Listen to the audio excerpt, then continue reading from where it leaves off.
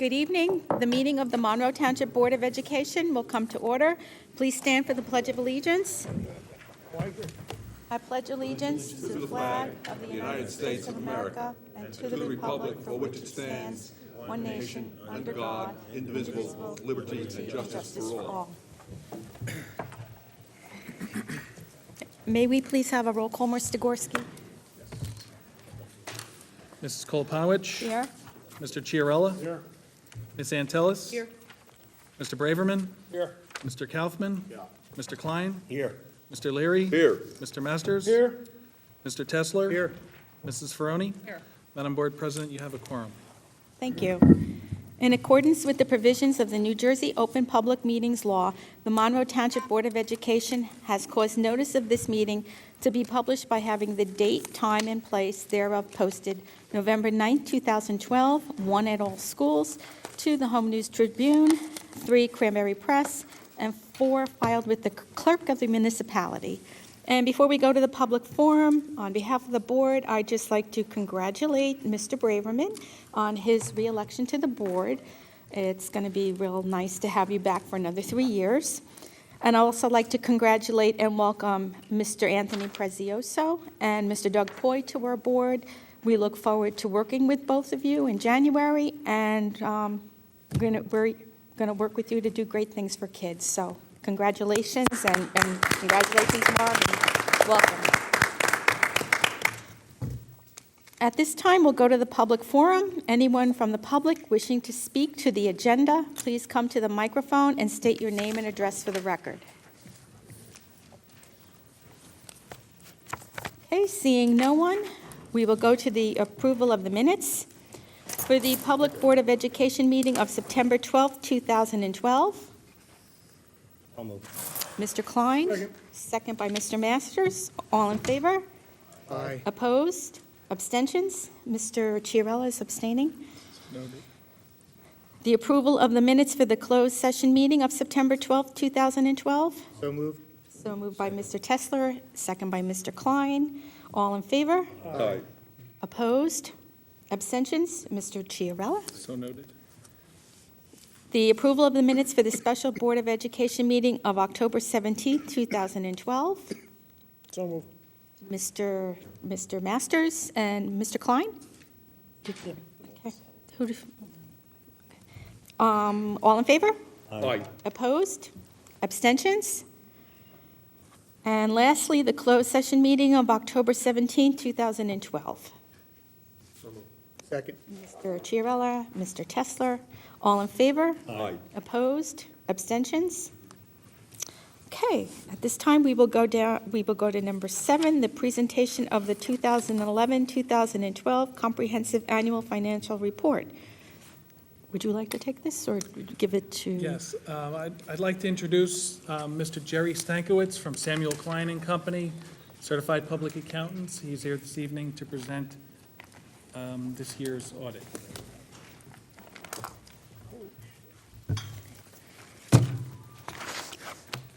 Good evening, members of the board, Dr. Hamilton, Mr. Gorski. Good evening. Student representative.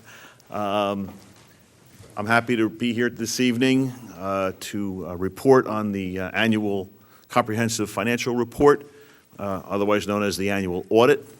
I'd like to indicate that there were a couple of meetings that were held prior to this in the normal course of business. There was an exit conference held with the administration Friday morning to discuss the findings of the report prior to final issuance.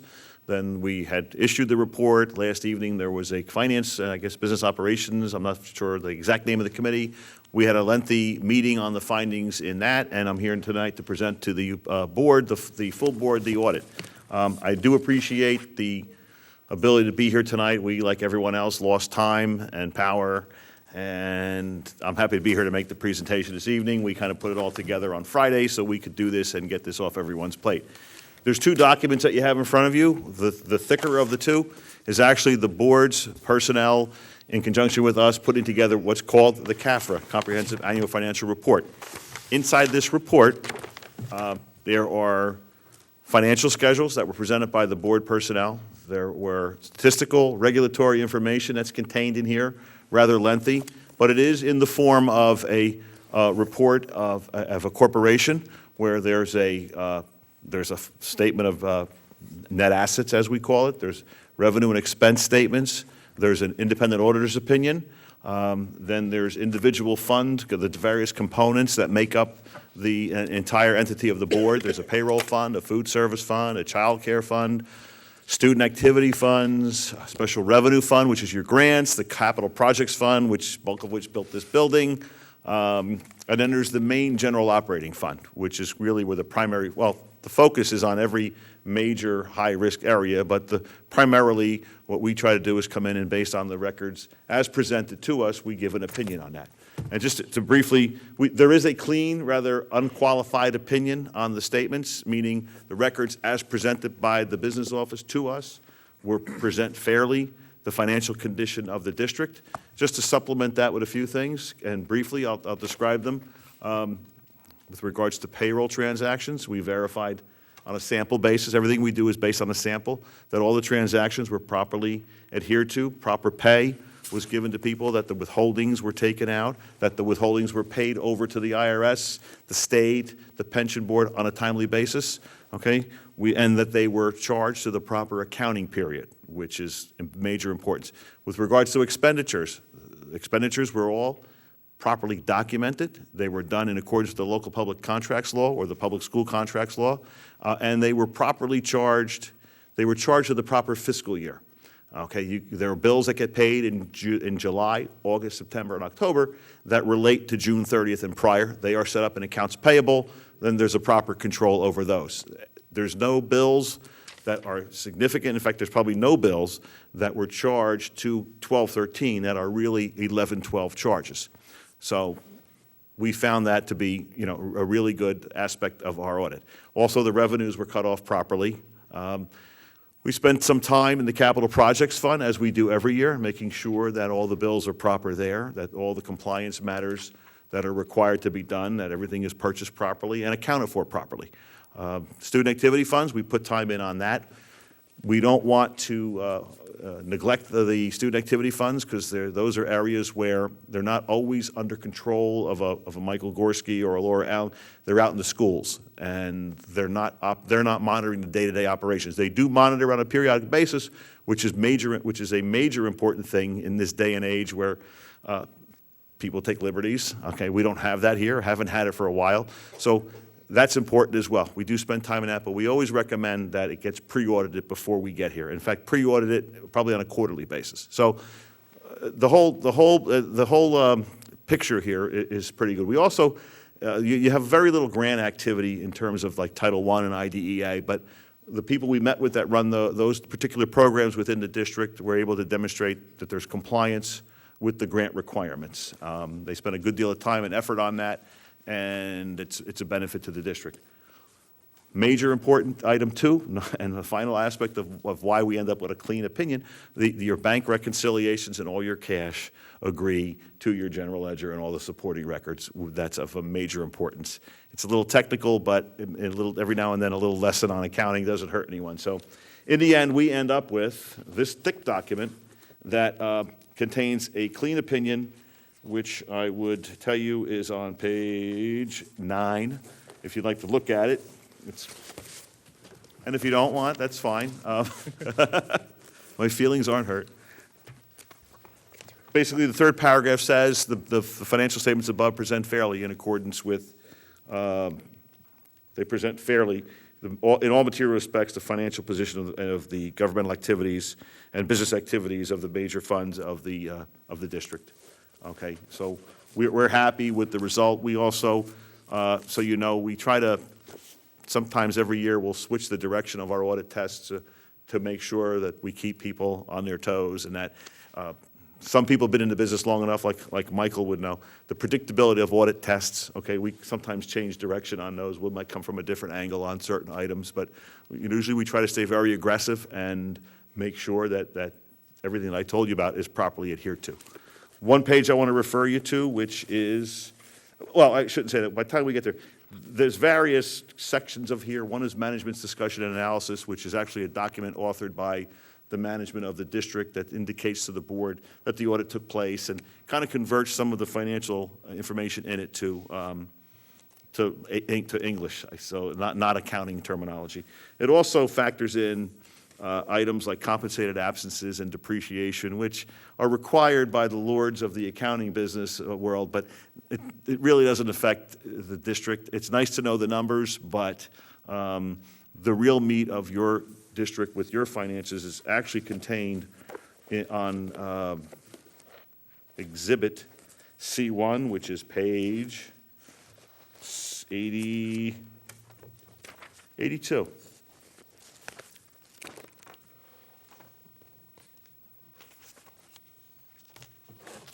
I guess there used to be a joke at board secretary, business administrator meetings, what's your surplus and how many recommendations did you get? So we'll answer half of that question here.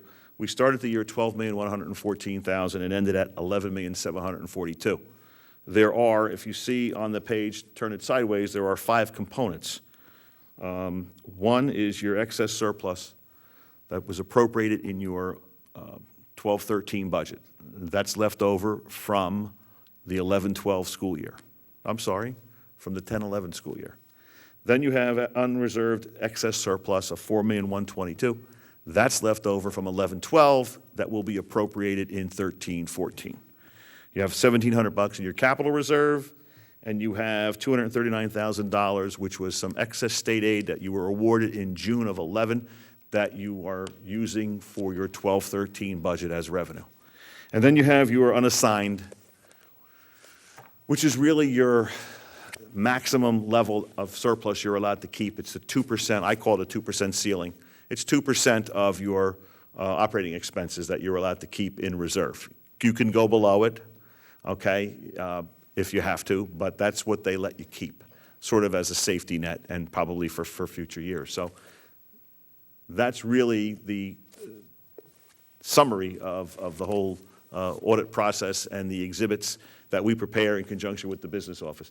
There's a lot of other schedules. There's notes to financial, and as Mr. Kaufman pointed out in the past, that it's not really the Bible, but there's a lot of information in here. To me, I know it by heart. Some people don't like to read it, but if you want to find out about the foundation of the finances of this district and even more information about the town, this is a good starting point. Talks about debt service, your future payout on debt service, talks about, I know Mr. Leary's favorite topic, cost per student. There's a 10-year history of that. Talks about how many meals we served, just a whole lot of different things. To get a good idea, you need to kind of read both of these documents. I'll get to this thinner document. The thinner document is actually my letter to the board that indicates the operation of the district as to whether there were any deficiencies or errors. And I could say for what we've tested and over-tested, we found no problems that were required to be disclosed at the board level. Okay, there wasn't even inconsequential, as they say in the business, errors. Inside of here, there's also a summary of the ASSA, which is the application for state school aid, which shows you how many kids by grade that you have. And sometimes that's interesting, especially in the earlier grades, if the numbers are really big.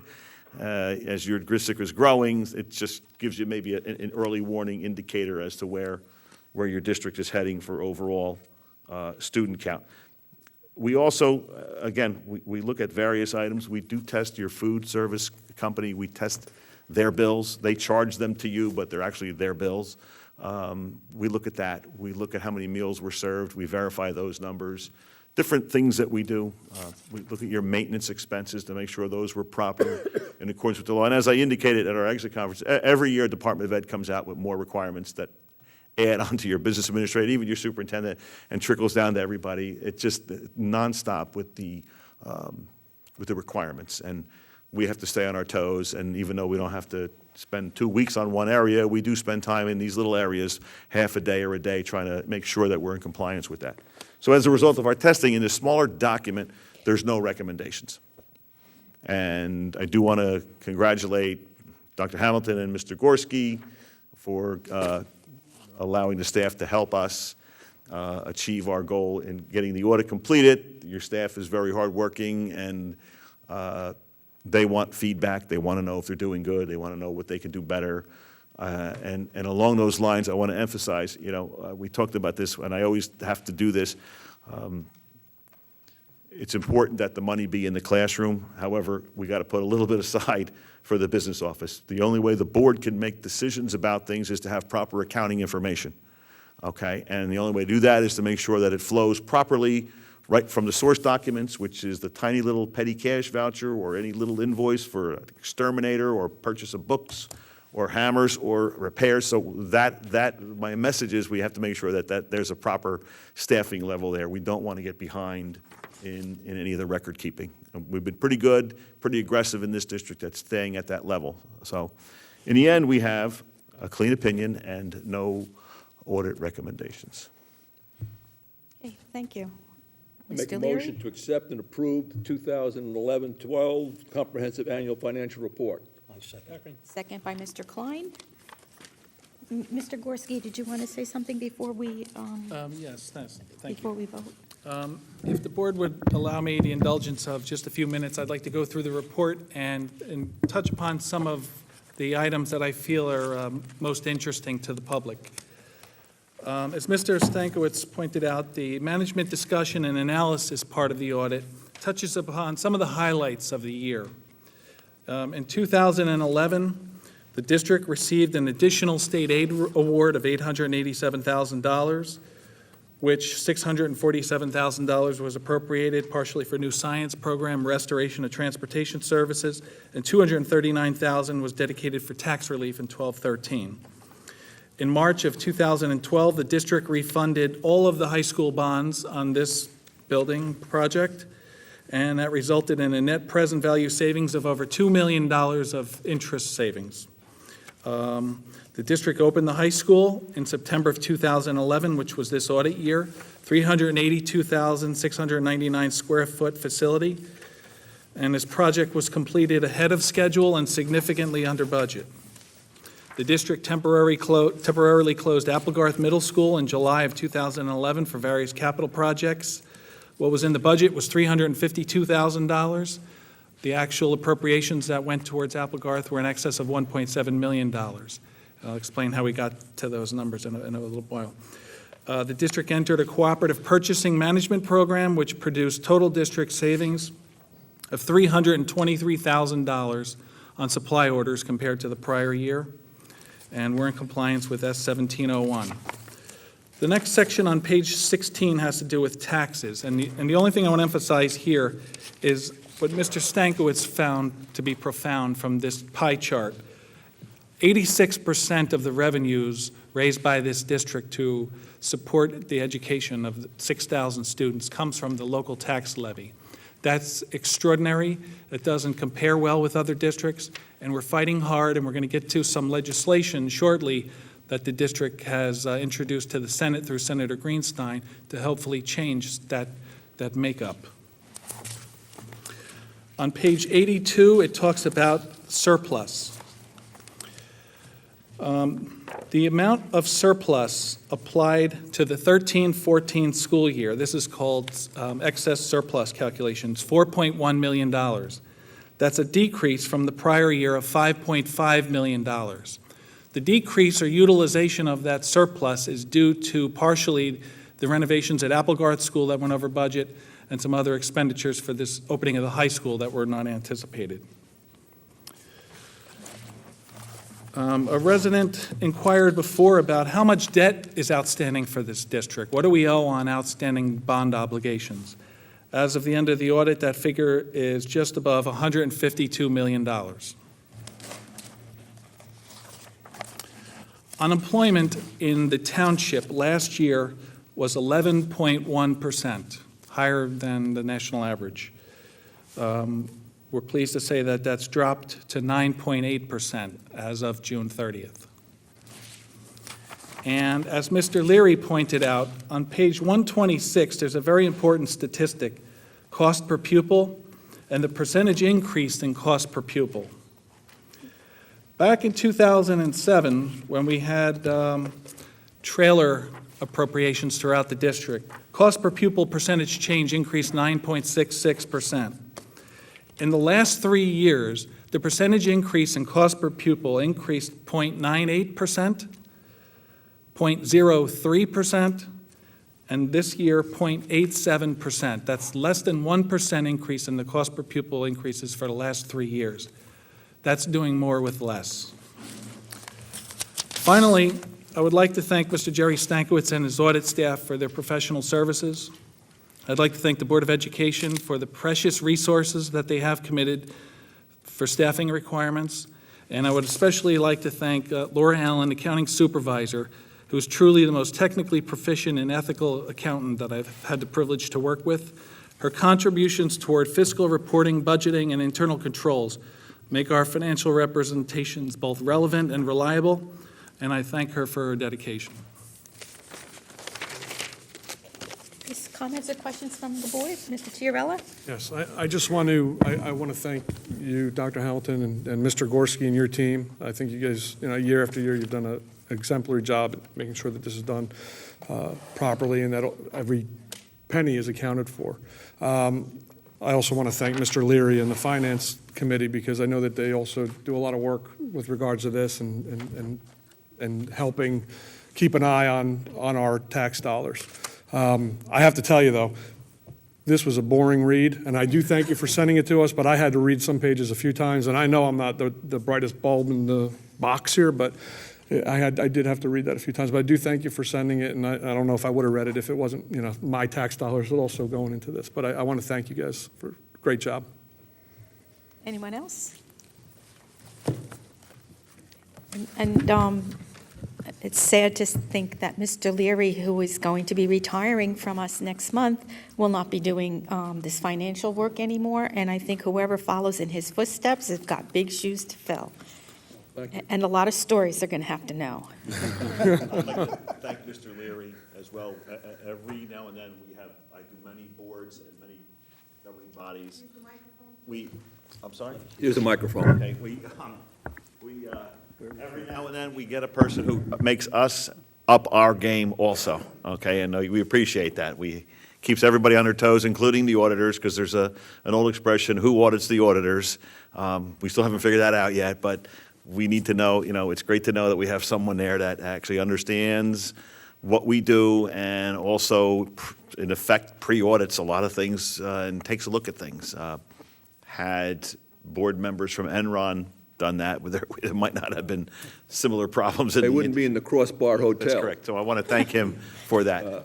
I want to make one other comment. Mr. Leary? I had the privilege for 7 years of being on the Middlesex County Educational Service Commission. And I'll be candid with you, I spent more time working up there than I did here. And I was the chair of the Finance Committee, and they have an executive committee, and I was on that. And that was a great learning experience, and I transferred a lot of that knowledge to here, and some of the knowledge from here back to there. So it's showing the cross-coupling you can get. And it's been a good ride, but it's time to get back to Rossmore and start looking at that governance. And I think we all concur with Mr. Chiarella's statement that we need to thank the business office for what they've been doing. It's a continuation of what Mr. Holliday did, and it's just gone right to you and your team, Mike, so we appreciate everything that's been going on there. We don't have to worry about things. Mr. Tesler?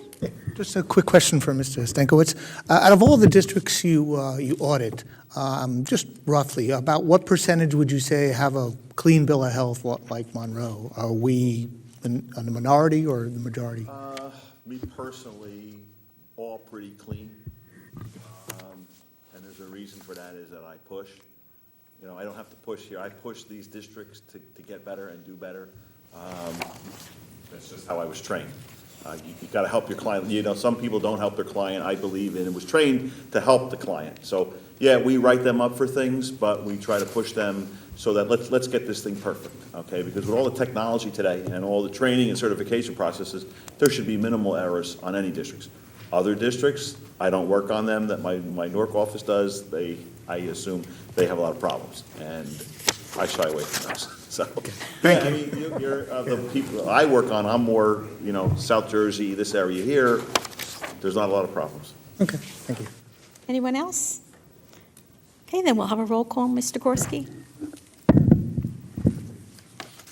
I think that passed already. The cap, Vote on this? the cap, I thought it was presented already. Beg your pardon. Made the motions. Okay. Mr. Kaufman? Yes.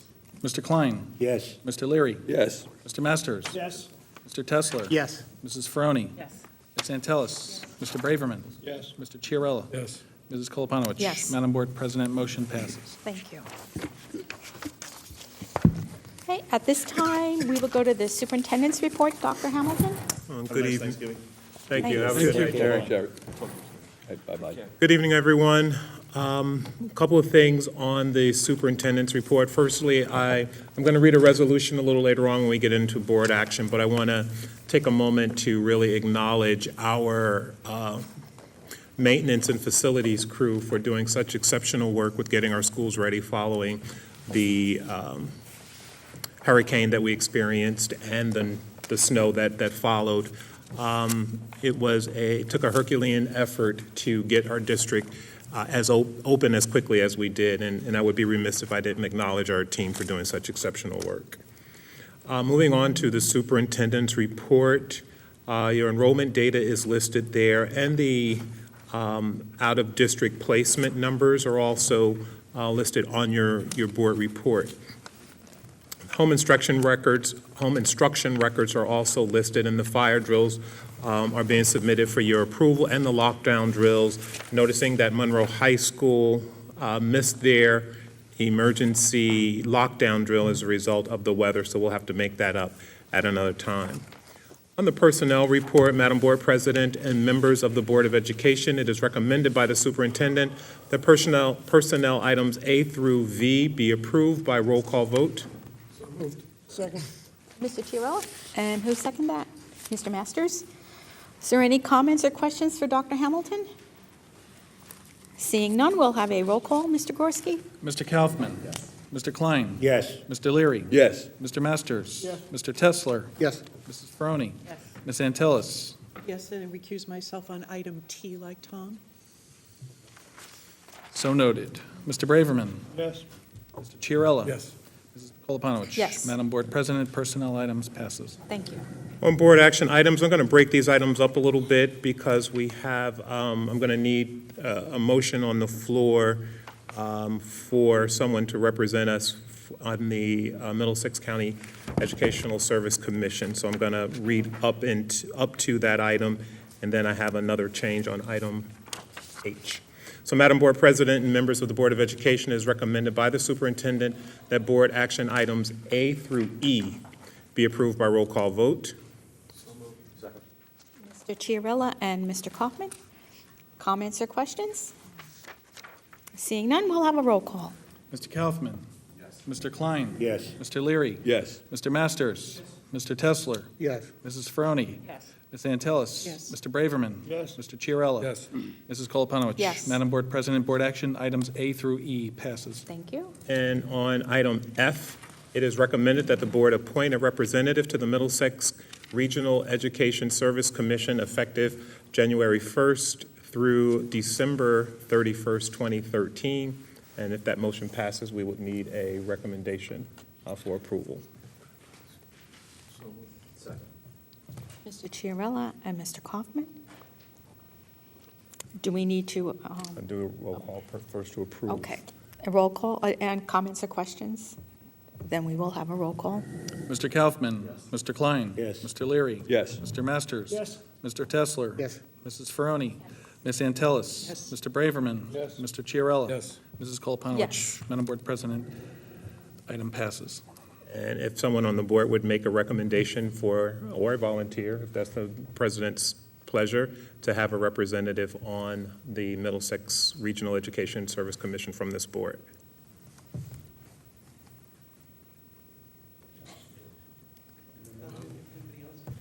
You want to do? Oh, I don't want to do it. I was going to recommend somebody.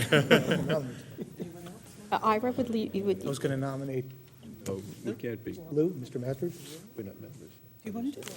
Yeah, you do it. Yeah, great. It's very hard. Oh, I nominate Lou Masters. Do it. is there a second? I'll second that. Okay, we could do this as all in favor, right? All in favor of having Mr. Mr. Masters as our representative to the MCESC? All in favor? Aye. Opposed? Abstentions? Congratulations, Mr. Masters. Can I ask, don't tell my wife till I get home?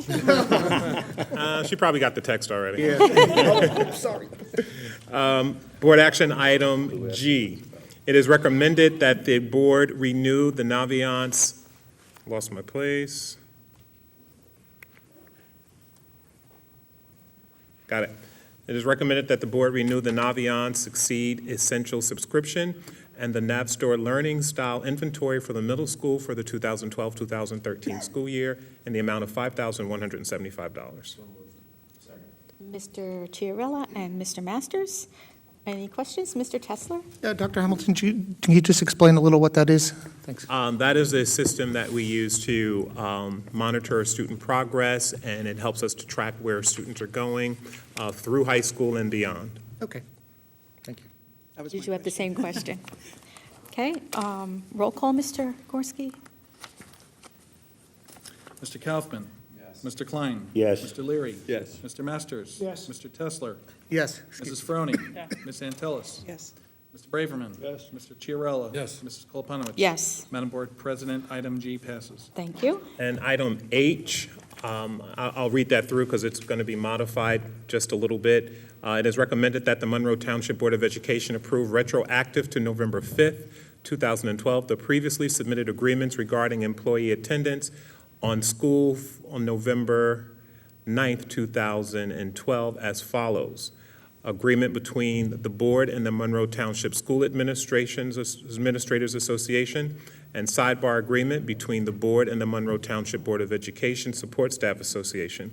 The board president and the business administrative board secretary are hereby authorized and directed to take all necessary steps to implement the aforesaid agreements.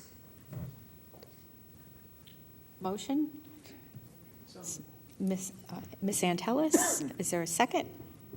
Mr. Chiarella, is there any questions? Mr. Masters? So is the only difference that you're removing the first bullet? That is correct. We need to revise the sidebar with the MTEA before I ask the board to approve that. Okay. Roll call? Mr. Kaufman. So noted. Mr. Klein. Yes. Mr. Leary. Yes. Mr. Masters. Yes. Mr. Tesler. Yes. Mrs. Froning. Yes. Ms. Antelis. Use. So noted. Mr. Braverman. Yes. Mr. Chiarella. Yes. Mrs. Koloponowicz. Yes. Madam Board President, board action item H passes. And it is recommended by the superintendent that board action items I and J be approved by roll call vote. So moved. Mr. Masters? Second. Second by Mr. Tesler. Again, comments or questions? Seeing none, we'll have a roll call. Mr. Kaufman. Mr. Klein. Yes. Mr. Leary. Yes. Mr. Masters. Yes. Mr. Tesler. Yes. Ms. Ferroni. Yes. Ms. Antelis. Yes. Mr. Braverman. Yes. Mr. Chiarella. Yes. Mrs. Koloponowicz. Yes. Madam Board President, board action items I and J pass. And last item on the superintendent's report, which I'll read into the record, would be item K. It is recommended that the members of the Monroe Township Board of Education acknowledge and memorialize the following account as related to Hurricane Sandy and its impact on the district. The hurricane superstorm arrived in Monroe Township late in the evening of Sunday, October 28, 2012. District facilities were without power for varying durations from October 24th through November 8th, 2012, after which time all facilities had full power restored. Voting operations were able to be successfully conducted at Woodland and Brookside on November 8th, 2012, Election Day. However, the Oak Tree School voting site was relocated to the Applegarth Fire Station due to lack of power at Oak Tree. Damages, which are still being calculated, are thought not to exceed $40,000 and consist primarily of downed trees, spoiled fruit and medication, and electrical damage to building HVAC and alarm control sensors, etc. Monroe Township Office of Emergency Management utilized Monroe Township High School as a shelter of residents on October 29th through 30th. 6 scheduled school days, October 29th, October 30th, 31st, and November 1st, 2nd, and 5th, were canceled due to the storm, but a planned school closing on November 9th, 2012, NJEA convention was able to be reversed to lessen the impact of days lost. However, due to a snowstorm on November 8th, 2012, also an NJEA convention day planned school closing, the district was closed and was unable to recoup this day. No staff or student injuries were reported in district as related to the storm. Due to the storm damages suffered by many school districts throughout the state, the Department of Education extended the 1213 application for state aid and the district report for transported student residents, filing deadline from October 31st, 2012 to November 9th, 2012. Fortunately, due to the hard work of the Monroe Township facility staff and the expended efforts of the Monroe Township support staff, these reports were reported, prepared, electronically transmitted, and hard copy delivered to the county office by the November 9th, 2012 extended deadline. As it also extended by the Department of Education was the deadline for reporting the NJ Smart from November 13th through November 22nd, 2012 to November 30th, 2012. This report is in progress and will be filed by the extended deadline. Is there a motion? So moved. Ms. Antelis, Mr. Chiarella? Are there any comments or questions? Mr. Klein? Last night at the council meeting, there's supposed to be aid coming from the federal government, financial aid.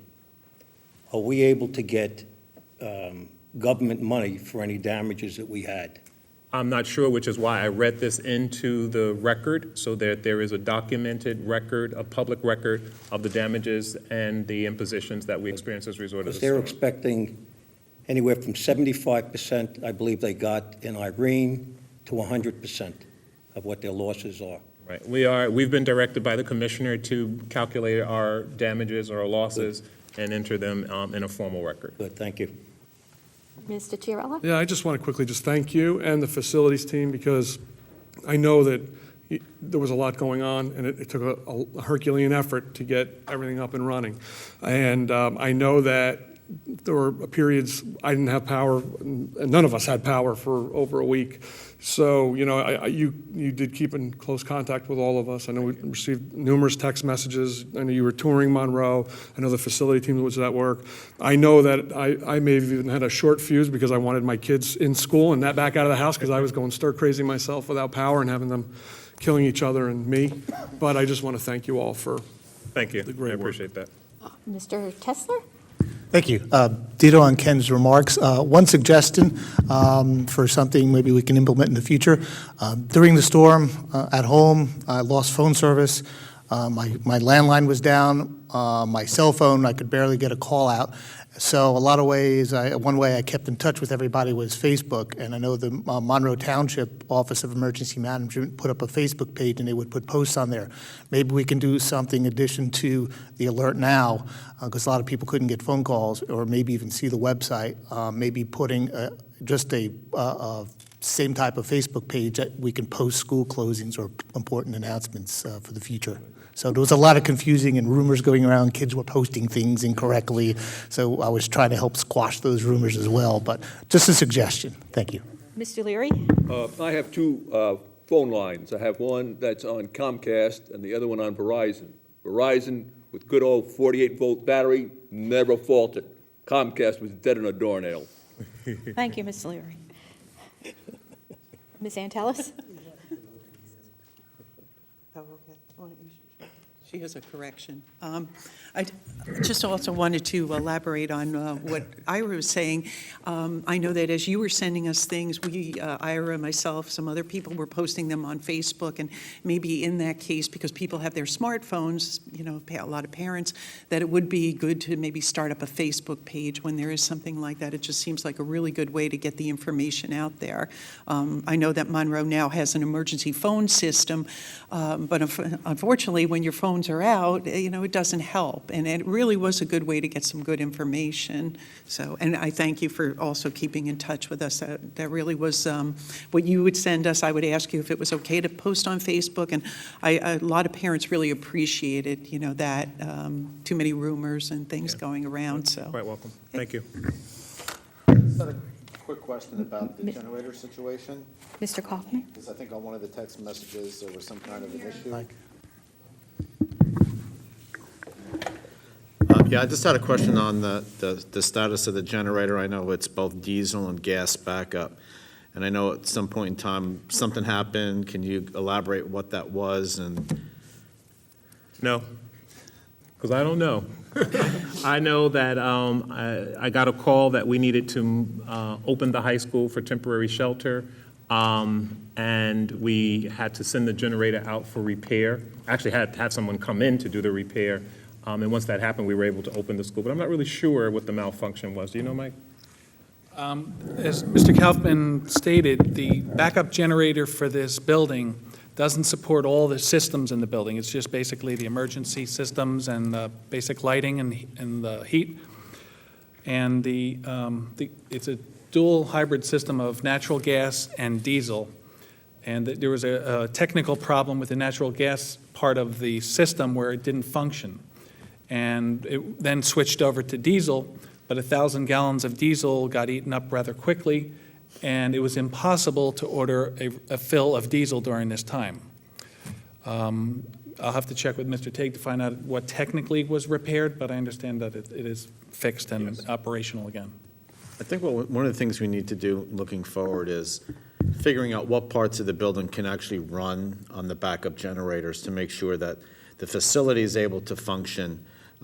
Reason being, I came over to the municipal building one of the days after the storm, and to be across the street from a 400,000 square foot state-of-the-art facility and see cars backed up on top of each other and people huddled in hallways around outlets in the municipal building, seems like we missed an opportunity here. Now, I know the building's new, the systems are new, but I think as a part of our disaster planning type of stuff, we need to continuously ongoing, make sure that all of the backup facilities work on a regular basis to make sure that, I felt bad for a lot of these people because they were literally crammed up in like sardines, and we have this enormous amount of space here, and we couldn't use it all because it wasn't working. So, you learn, right? You learn from these things and you try and move on, and it's a good idea to make sure we have the ability and capacity to, to support our residents. Mr. Klein? Again, last night's meeting, they had 500 to 600, excuse me. Last night's meeting at the council, the report was they had 500 to 600 people a day in the municipal building charging their phones and sitting around. And a woman spoke who, I don't know if it was her daughter or her mother, has a medical condition where they need electric, and they had problems getting her in. There were also, their reverse 911 phone calls worked for me. I had landline. A lot of people didn't. Facebook is a very good idea. They discussed it last night. But they also are looking for emergency facilities. Now, they know that they have the high school. They know they have one of the adult. I think it's Clearbrook has a generator. My community, we're bringing up the possibility of putting a generator in. What they want to do, and this is through Ernie Feist, is they want to develop a listing of emergency shelters that can be used. And perhaps we can do something, well, the high school definitely. I don't know if we can do something at the middle school to help the township. Because Yes, you got to we can- remember, in 14 months, we had two major storms. We can use any of our facilities. We actually did end up using Woodland at one point because Yeah. it was powered. So we can use any of our facilities. And I have to say, the chief, we communicated on a daily basis about where we were in the district and in the township. And Yeah. it was a very, very solid working relationship through the crisis. I think we used Mill Lake last year, too, during We did Hurricane move, yes, that Irene, is so- correct.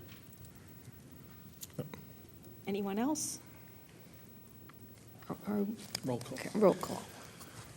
This is a roll call on the memorialization and documentation for Hurricane Sandy, item K. Mr. Kaufman? Yes. Mr. Klein? Yes? Mr. Leary? Yes. Mr. Masters? Yes. Mr. Tesler? Yes. Mrs. Ferroni? Ms. Antelis? Yes. Mr. Braverman? Yes. Mr. Chiarella? Yes. Mrs. Koloponowicz? Yes. Madam Board President, item K passes. Thank you. And that concludes the superintendent's report. Okay, at this time, we will go to the business administrator's report. Madam Mr. Board Gorski. President and members of the Monroe Township Board of Education, it is recommended that board action items A through I be approved by consent roll call. So moved. Santellis and Mr. Kaufman. Comments or questions for Mr. Gorski? Kathy, Mr. Klein? where do we stand with the state? For what do they owe us, $5 million? Go ahead. The state owes us just under $3 million as part of a Section 15 grant for this school. It was $15.4 million, and we received all of it, but about $2.9 million. Mr. Tague and I have met with representatives from the School Construction Corp. in Trenton, and we provided them with our final payment installment request, along with a plethora of documentation supporting the payment request. I understand from recent communication that our application and this whole grant for the school has now been audited by the state of New Jersey because of its size, and that they will be visiting us to inspect the facility and request additional documentation before they submit the final payment.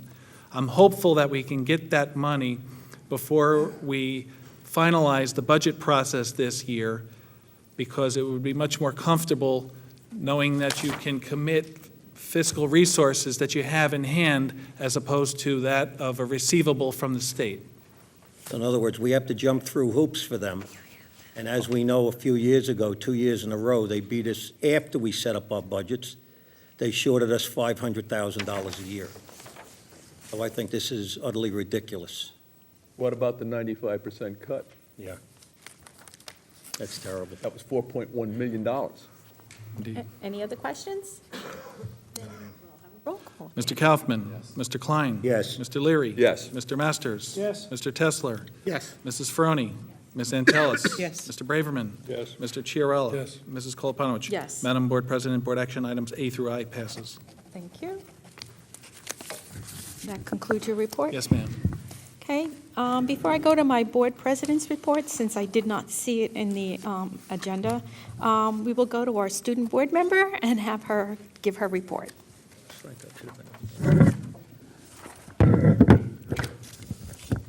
Good evening, ladies and gentlemen.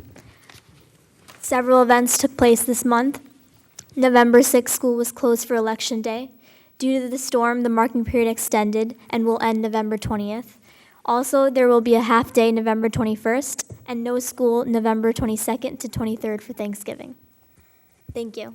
Thank you very much. At this time, I'll go to my board president's report. It was mentioned at the last board meeting that proposed legislation was drafted by Dr. Hamilton and Mr. Gorski and sent to Senator Linda Greenstein in the hope that she would introduce it to the Senate for their consideration. So I'd like to give you an update on where we stand on that. A slightly varied version of that proposed legislation that was drafted by Dr. Hamilton and Mr. Gorski was introduced by Senator Greenstein. It is now in the Senate system for their consideration the next time they have a quorum, and it is known as Bill Number S2307. Currently, school districts are subject to a state aid growth limit. In a single year, a district's state aid may not increase by more than 10% or 20%, depending on the district's expenditure level, relative to the prior school year. This new bill would eliminate the state aid growth limit for a school district in a municipality in which at least 33.3% of the residents are 65 years old or older, according to the most recent federal decennial census. If this bill is passed, it would give significant school tax relief for our overburdened community in the additional amount of $6.9 million and fully fund the School Funding Reform Act of 2008 for our township. If this legislation passes in the Senate, it would then go to the General Assembly for their consideration and approval, and then hopefully, when it's passed by them, it would go to the governor for his signature. What we're asking as a board now is to get our entire community behind this bill and help us support this legislature by writing letters, sending emails, texting our representatives that you support the passage of Bill number S2307.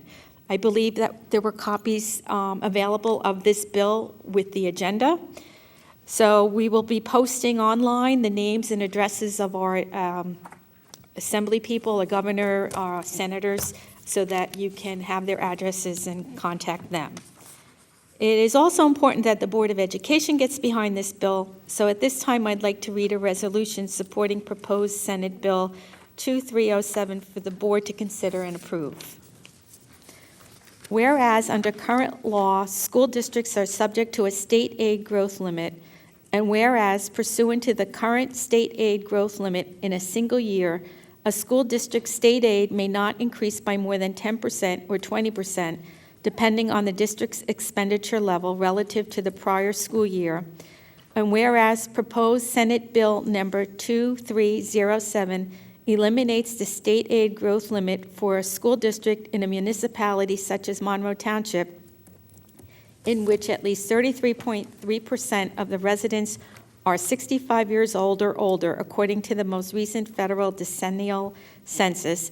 And whereas the Monroe Township Board of Education believes that the passage of the aforementioned proposed legislation would be in the best interest of the Monroe Township School District and the taxpayers of Monroe Township, now therefore be it resolved that the Monroe Township Board of Education hereby supports the passage of proposed Senate Bill number 2307 and directs the Business Administrator Board Secretary to send a copy of this resolution to the governor and all legislators representing Monroe Township. So moved. Second. Okay, who is the first? Lou. And second by Mr. Chiarella. Are there any comments or questions? Ms. Antelis? I think this is a great step. It's a step in the right direction, but I think we need to do more. I think that letters are not enough. We have done petitions, we have done letters. I think it's time for the people down in Trenton to meet the 33 1/3 from Monroe Township. This town has World War II veterans, Korean War veterans, many Vietnam veterans, Holocaust survivors. I think it's important that they see these people and hear them, and I think that we can organize that. I think we really need to go down there and let them see the kind of people and what they're doing to them. Mr. Chiarella? Yeah, correct me if I'm wrong, but did you say that that would benefit us by $6.9 million?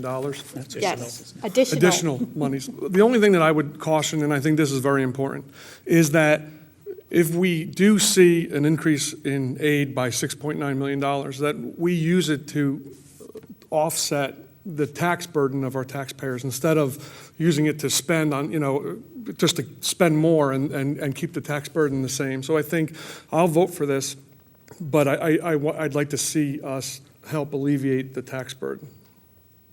That would be part of our budget philosophy that the board would have to look at together. Mr. Leary? Yeah, I'm fully in support of everything that's been said before.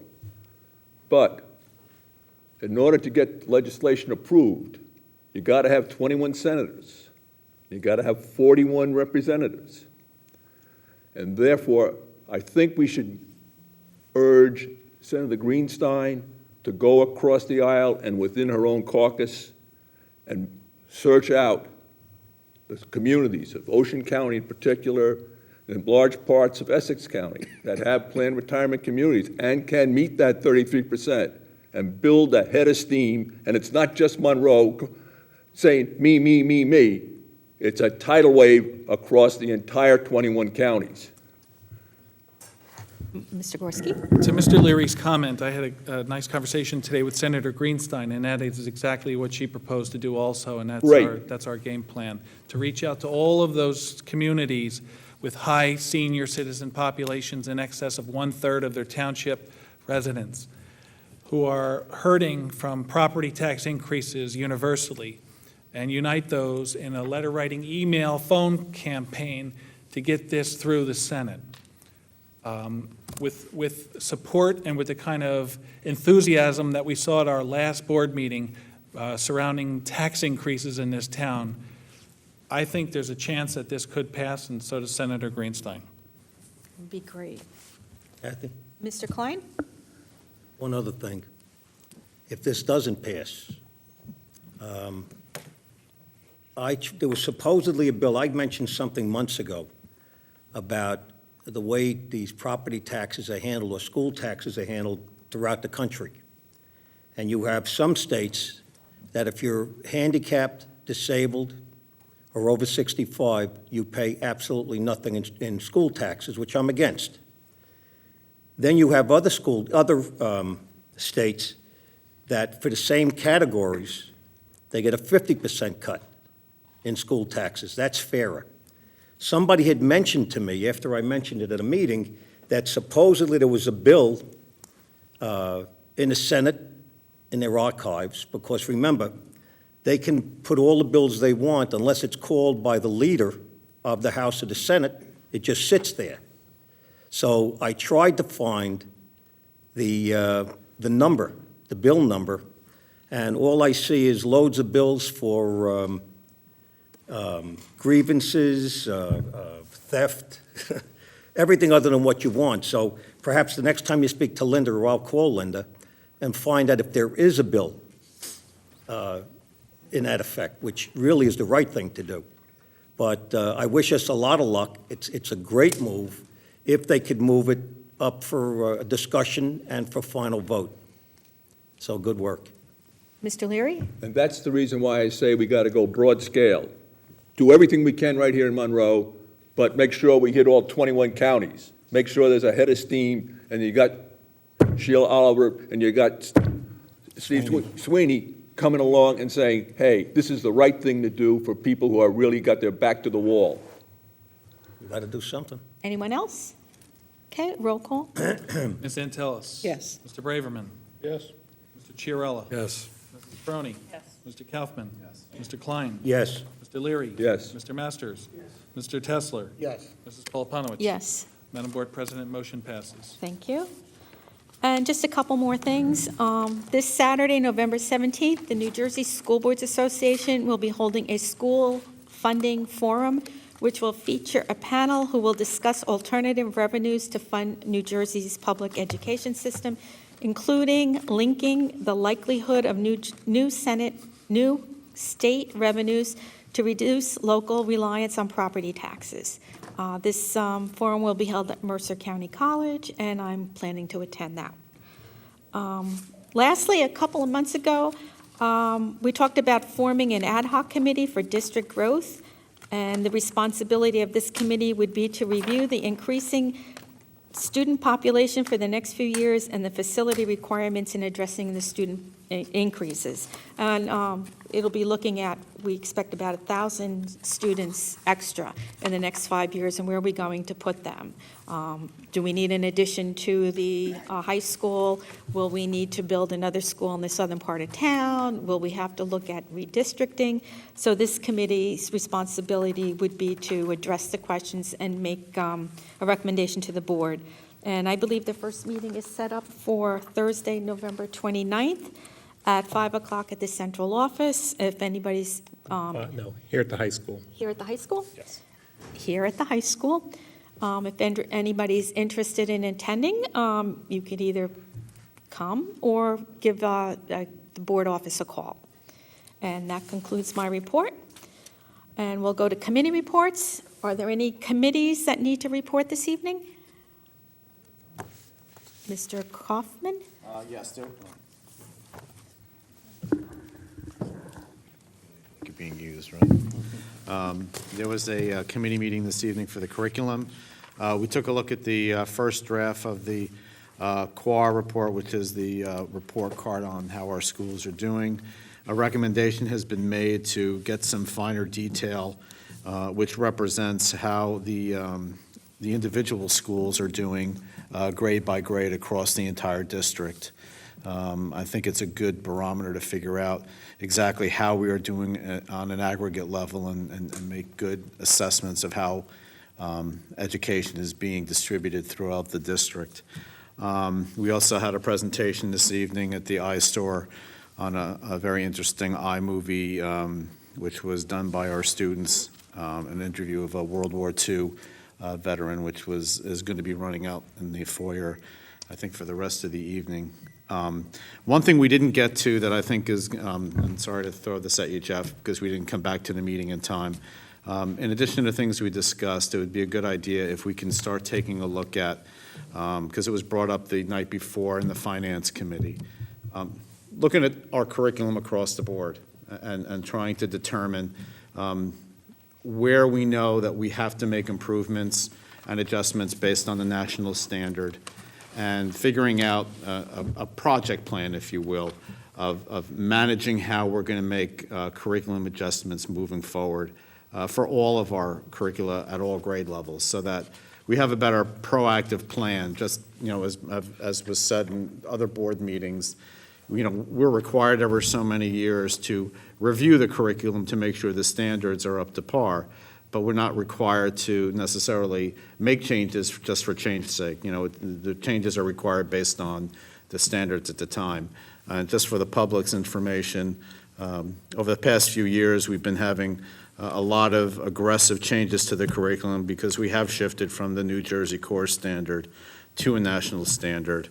And that would also be good to know where we are in that progress too, to make sure that we're on track with meeting all the requirements for that. So if you can get that to us, that'd be great.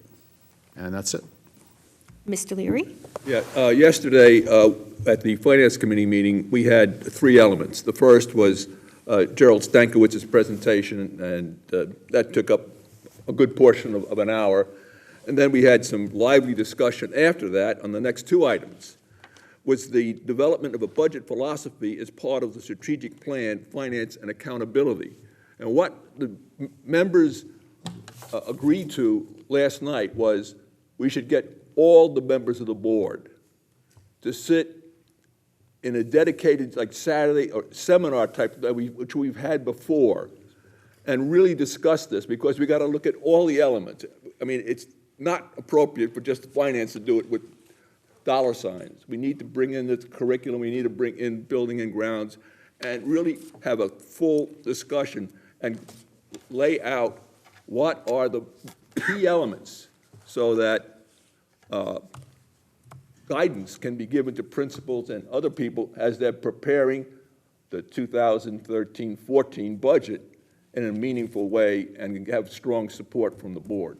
So that, I know Dr. Hamilton is going to be trying to figure out what would be the appropriate day, and we'll work with Kathy and so forth, but I think this is a right way to do it across the whole board rather than on a little segment of a committee.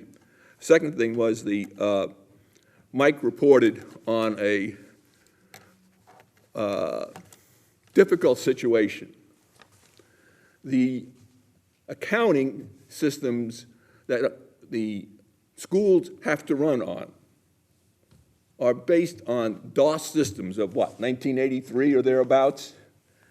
So that they finally, in the year 2012, have decided they're going to go to a new system. But they have not gone and thoroughly wrung it out, having an alpha site, a beta site, and go and do what good software engineering says you should do. So Mike was going to have an interesting time working this new software, so give him a little slack. And he'll keep you posted as things progress.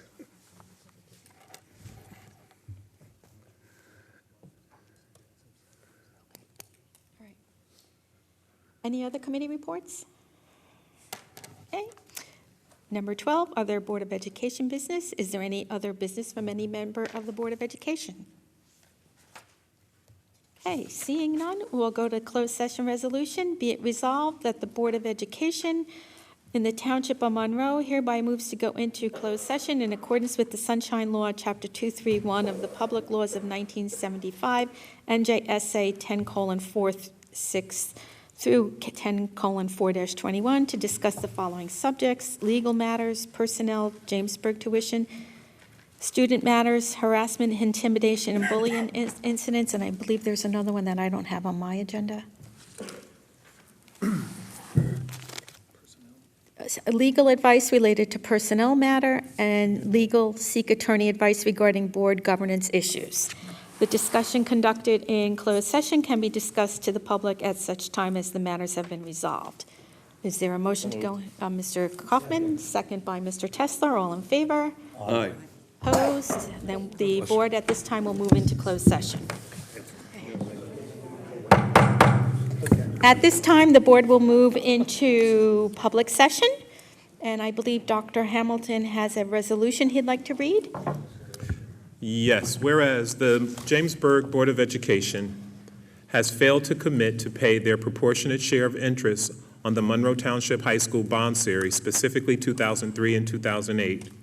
And whereas this refusal adversely affects the revenue of the Monroe Township School District to operate the schools and to serve its students and Jamesburg students, now therefore be it resolved that the board hereby directs the board attorney to pursue any and all appropriate remedies, including the filing of a petition of appeal with the Commissioner of Education against Jamesburg, unless this dispute can be resolved within the next 2 weeks of the date of this resolution.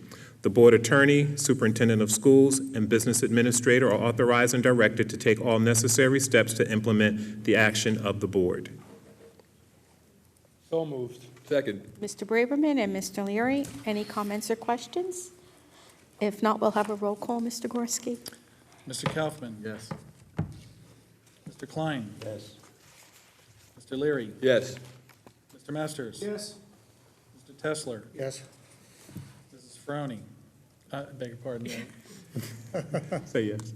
No. I beg your pardon. Ms. Antelis? Yes.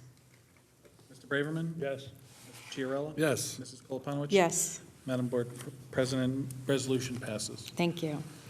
This time, we will move to the public forum, and anyone from the audience who wishes to speak, please come to the microphone, state your name and address for the record.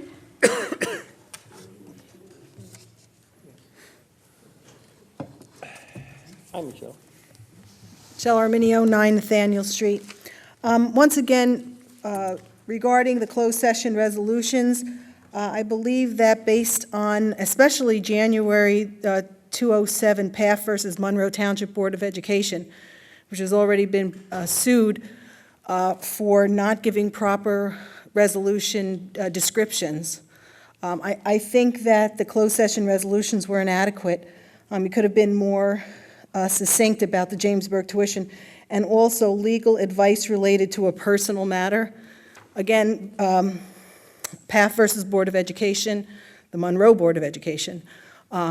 The directive from the judge, it says that you can be a lot more informative about the closed session resolution. Okay? Okay, I mean, we open ourselves to another lawsuit if the resolution isn't properly given. So are the other matters resolved? You talked about the Jamesburg. Just that one. Okay, well, what is legal advice related to a personal matter? You can say what kind of matter it is without divulging personal information. You don't have to give me the name of the person. It's a person, wasn't it a person? It's a personnel matter. It's a personnel matter. We cannot discuss personnel matters until they are resolved. Now, you can say what type of matter it is. I believe so. I'm not going to this evening. Okay, so it says that to give an idea of what would be sufficient description, and this is, I think, the judgment, the subject matter of a closed session in the resolution, the court stated that in many cases where the litigation is being discussed, the name of the case can be divulged without harm. In certain situations, however, doing so may reveal confidential information. I understand that. And it also says that the resolution should state any labor negotiations or personnel matters are being considered in closed session. If I may? Yes. If I may respond. I think the most specificity we can give you to that is a disciplinary action against a district employee. Okay, that's much better. And what's wrong with that? I mean, again, you're opening up yourself to a lawsuit because there's a directive from the courts as to how to proceed. And if you're not doing that, you're going to cost the taxpayers money by opening up another lawsuit. Okay.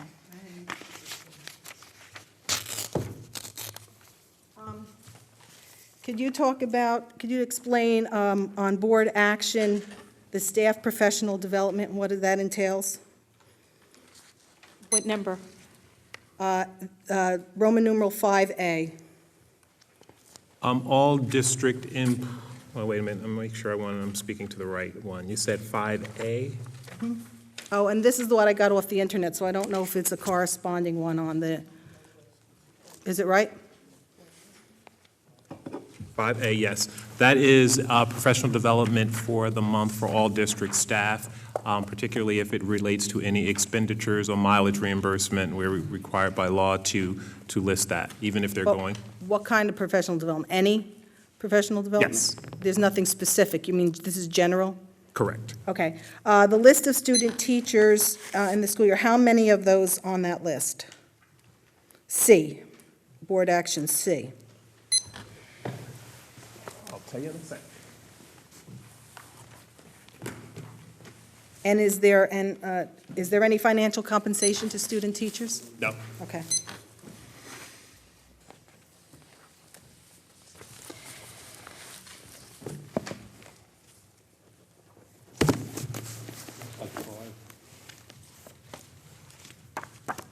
You have that in front of you, Mr. Klein? Yeah, it looks like 5. Okay.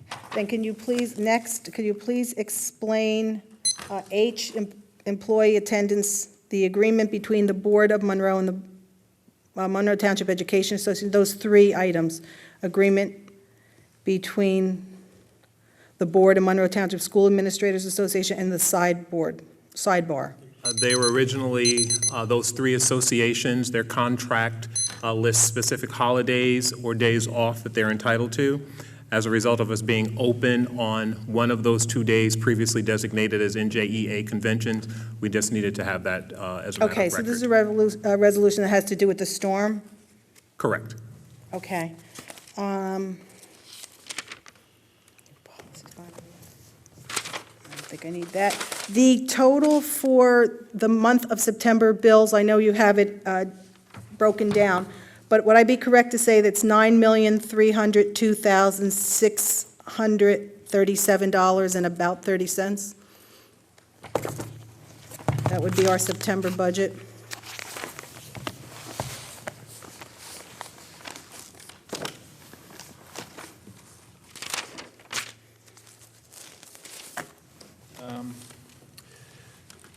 Number one, I just want to note that the time has expired, but to answer that question, the general fund bill list total for the month of September totals $8,970,012.84.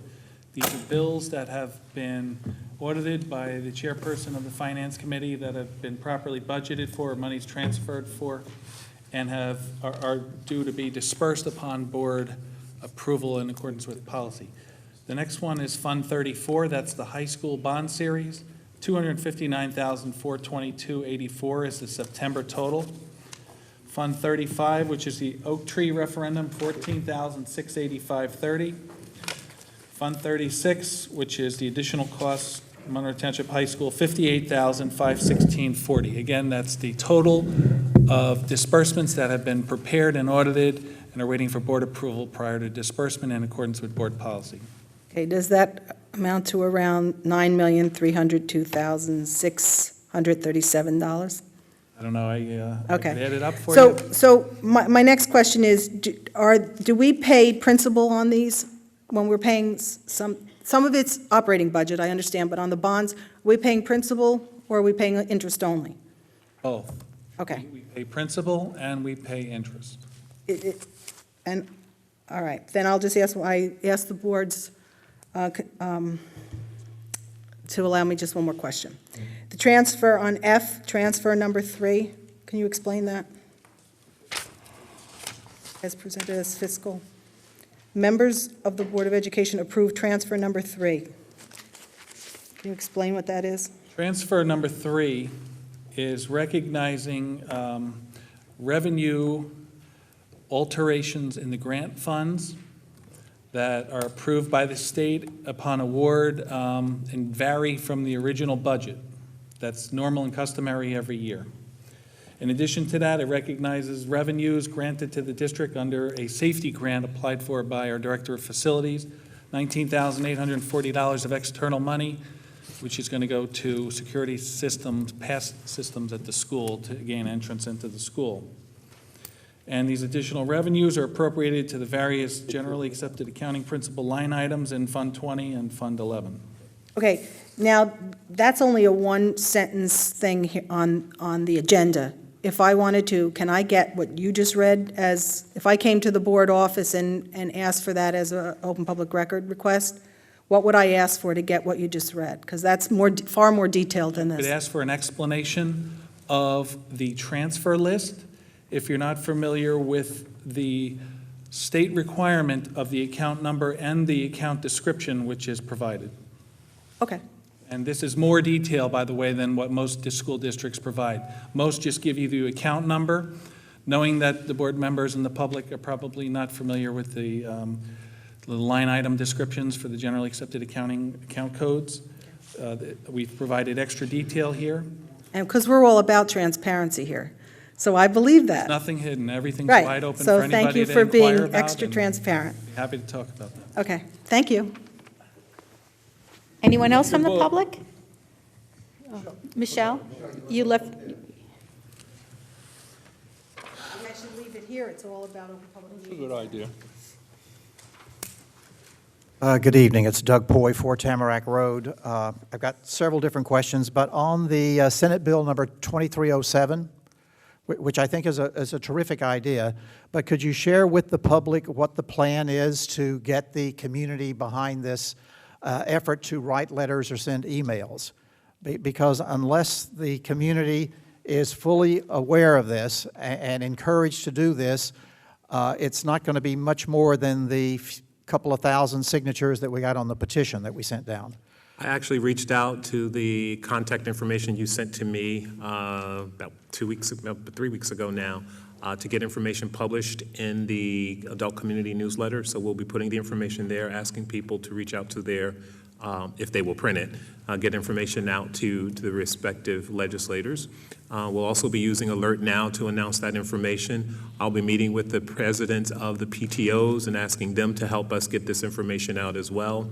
And we'll continue those kinds of grassroots efforts and also engaging Save Our Schools to help us with this charge.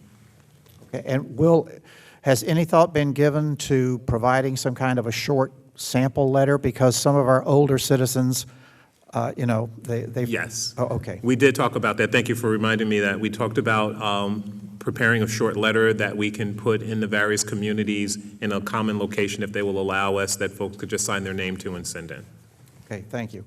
I've got some questions about, I'm sorry. Just to add on to Dr. Hamilton's comments, we wanted to coordinate this with Senator Greenstein also. We didn't want to just bombard a letter writing or email campaign prior to her proper introduction to the Senate. And as Mr. Leary pointed out before, we are also going to reach out to the other school districts that have in excess of 33% age 65 years or older. Townships, municipalities, not school districts. We'll reach out to the school districts with municipalities that have in excess of 33% senior populations and gain their support also, because they also have a lot to gain from this legislation. Okay. Some questions about policy. There's this first policy that's in the handout. It's talking about board members' participation at board meetings using electronic devices.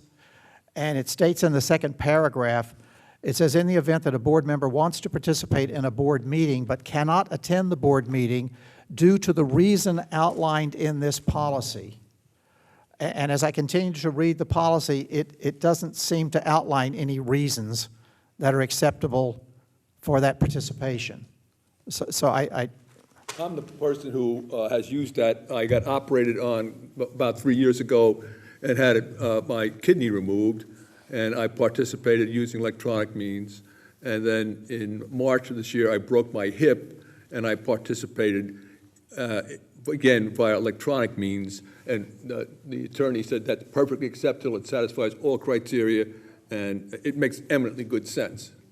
I have no objection to the ability to do that. It just that the policy says due to the reason outlined in this policy, but there is no reason that's outlined in the policy. Okay, well, So it's mainly, I'm Is just it calling that to incomplete? your we'll have to attention. look at that. Is it for medical reasons? Is it for someone that might be on a vacation, for example? I believe that Mr. Braverman, the policy committee is under But you. we had some reasons. We did discuss it to great length. Because- And I'm surprised that this, Well, I don't know what you have. Mine says, "The Board of Education recognizes a board member may be unable to attend a board meeting due to medical condition. In order to assist a board member during these circumstances, the Board of Education will permit the board member to participate in the board meeting with the use of electronic." Okay. And then it goes on, to talk about, in a case of an emergency, doing a written request. Yeah, but I think we had discussed vacations, really. Oh, okay, so then it's, so Did then not the did reasons not are a constitute an medical emergency. circumstance or some other type of emergency? Emergency, yes. Okay, all right. It just, to me, I obviously did not see that. In the next policy, the pupil use of privately owned technology, down at the very bottom in the last paragraph, it says that teaching staff members must get prior approval from their immediate supervisor or principal before allowing pupils to use privately owned technology during instructional time. Now, I know in this day and age, many of our students own their own graphing calculator. So that is, privately owned technology, and they are using it either in their science classes or their math classes. Does this require that teaching staff members have to go and seek the permission of the principal in order for the student to do that? yes, initially. But at the time, we were talking about the phones. It seems that it's possible for a group of kids to take tests and send the answers to each other with their phones. So we were zeroing in on that, more or less. Stuyvesant High School in New York City is one of 8 specialized high schools. These are the cream of the cream. And they had an incident in a recent spring. 80 students were caught doing exactly what Marvin said.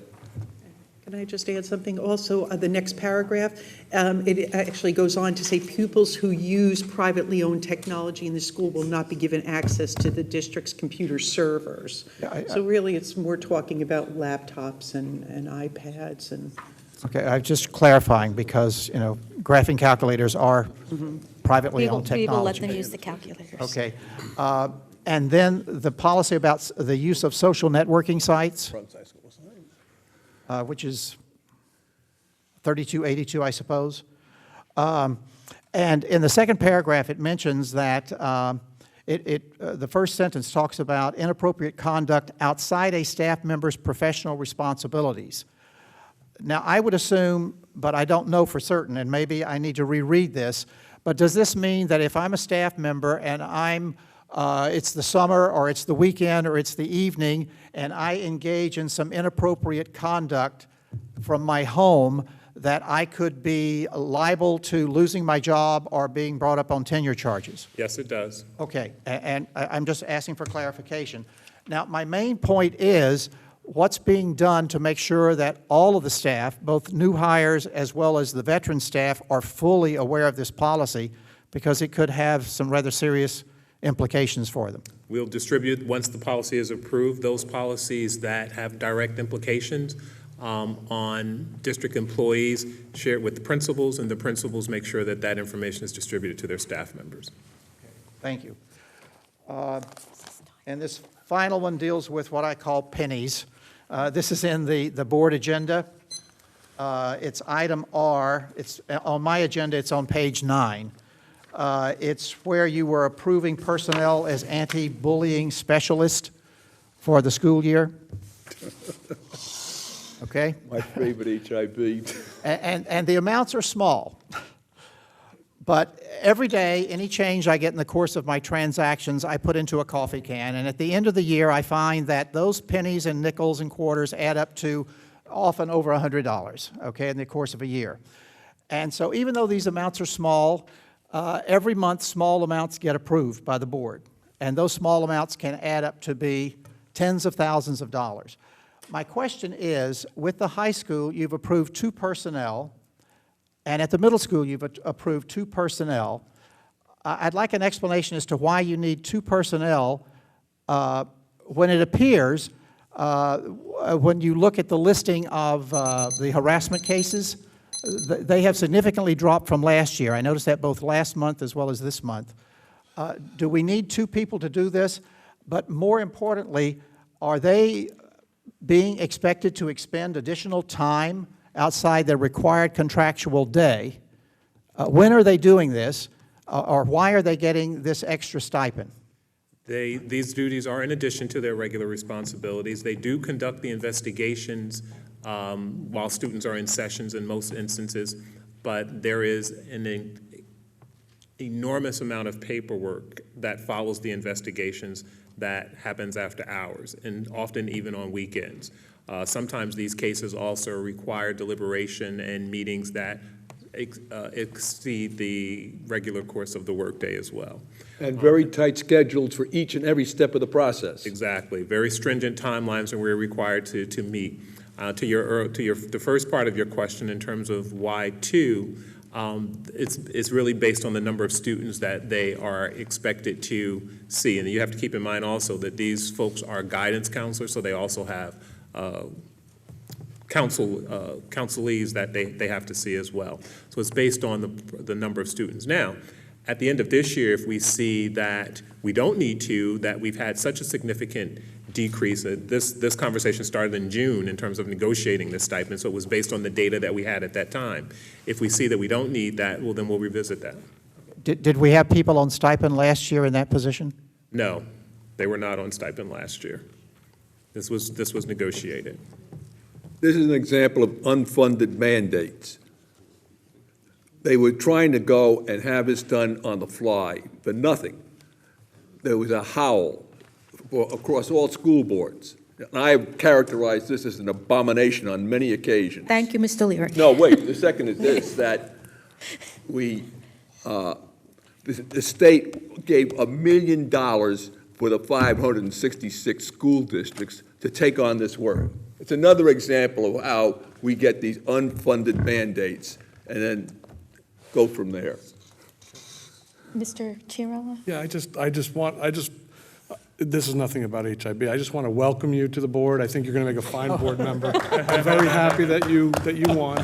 I think you have great questions, and you've always been a great asset for, in the public. And I do have to tell you, though, that there is a hazing process. And that can of coins that you're collecting, you have to bring that to the first meeting. Well, yeah, isn't that something about bringing dinner every Dinner, night? too, Or that's- something like yeah. that? Yeah. You attempt to do any hazing, friend, and you'll have HIB on your ass so fast it'll make you swim. Anyone else from the public? Please come up to the microphone.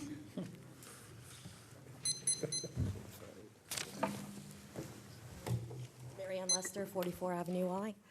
The first one's a request. It concerns last month's agenda item under the capital reserve account. It was item 9A. The Monroe Township Board of Education School District has 124 projects identified in its 5-year long-range facility plan that have not yet been initiated or advanced. The 124 projects have an estimated total cost of $7,997,300. $97,997,358. I was just wondering if you could please give the public at next month's meeting a written list of the 124 projects and the individual costs and put it on the school website, just so we know what's coming down the road. Ma'am, this was discussed at length at the last board meeting, and the 5-year facility plan, long-range facility plan, is currently being updated by our architect and facility director and board. And there's a requirement every year that you disclose those details of your approved plan. That doesn't mean the board is going to address any of those projects. We could. That's the total estimated aggregate amount of what it would cost. Some of those projects might be eligible for state aid. Some of those projects may be non-eligible costs. And this long-range 5-year facility plan is an operable document that you can come in and review. It's a document that you have where? It's currently in the possession of our facilities director, and you're welcome to come in and inspect it. Where is facilities director? Or you could pay to have a copy of it made, but that would be quite expensive because it's rather In the large. board office. He's located in the board office. Okay, and I also keep seeing on the agenda, this is just a question, I keep seeing on the agenda for some teachers that they teach an additional section, and they get paid at 117% rate of the contract. What constitutes an additional section? I thought teachers are just required to teach as many classes that fit into a school day. No, the teachers have a contract that outlines the number of classes that they teach. In instances where we have an overflow or we need additional classes, but it's not enough to hire another teacher, those teachers may opt to give up a contractual prep period or a lunch period to teach another class, so they're paid a proportionate rate of their daily rate, and that's what the 117% covers. So they might give up their lunch hour to teach a class, you're Yes. saying? Possible? Yes. Okay. And I just want to revisit what you were talking about before about the stipends for the bullying specialist. If I can recall correctly, when my daughter was going to school, Pam O'Neill, is she a psychologist? I know she had an advanced degree. And at that time when my daughter was younger, she was doing anti-bullying and Okay, I conflict need resolution. to stop you because we're not able to discuss specific personnel. No, just what her degree is, or what, Pam O'Neill. I believe she's a psychologist at the school. I don't know off the top of my head. I know she had an advanced degree anyway. She did anti-bullying and she did conflict resolution. By the way, my daughter's out of college now. So why are we paying this extra stipends? I know you said it involves a lot, but if you have people of her level and her degree, this is what you hire them for. This is their expertise. That's what they're qualified to do. That's why you hire them. You're already paying them for that expertise. they're- And also, if they took an extra bullying class, that would come under its continuing education classes. You don't pay them extra for that. That's their expertise. That's not true. When teachers, when people are hired, they respond to a specific job posting that outlines their duties and responsibilities. When we get initiatives like the anti-bullying initiative in the state of New Jersey, that is not something that they were hired to do. That's an additional task that's been placed upon them, and someone has to pick up those duties and responsibilities. So when they respond to those ads, they're not responding to be a, for example, school psychologist and an anti-bullying specialist. That's an additional responsibility. So when we assign additional tasks and responsibilities that extend or change the work conditions of district employees, contractually, they are entitled to be compensated for that through the process that is implemented by the board, which is an application process, an interview process, et cetera. Well, I would disagree with that because a psychologist deals with things with between people. They deal with bullying, they deal with conflict resolution. That is their part of their job. That is their expertise. That is what they get degrees for. But this is an initiative that the state gave us last year, and we had to hire an anti-bullying specialist in each school, which we hadn't had before. So Well, then appoint one of them that has an advanced degree in psychology or one of the psychologists. That is their specialty. And as Dr. Hamilton said, this is in addition to that work that they're already doing. Each of these people already... You know what? There's a lot of people who have jobs and they have to do extra work when they come home. You don't pay people extra for every little thing, especially when it's their specialty. I'm sorry. People come home with work all the time. You have a union Okay, contract. Mr. Leary? You live within the Miss- specifications of the contract. Okay, thank you. Anyone else from the public? Okay, seeing no one. We'll find that piece of paper, that page. I'll second it. Our next scheduled Public Board of Education meeting will be held on Wednesday, December 19, 2012, 7 o'clock p.m. at the high school. Motion to adjourn. Second. Mr. Kaufman, Mr. Chiarella, all in favor? Opposed? At this time, the meeting is adjourned.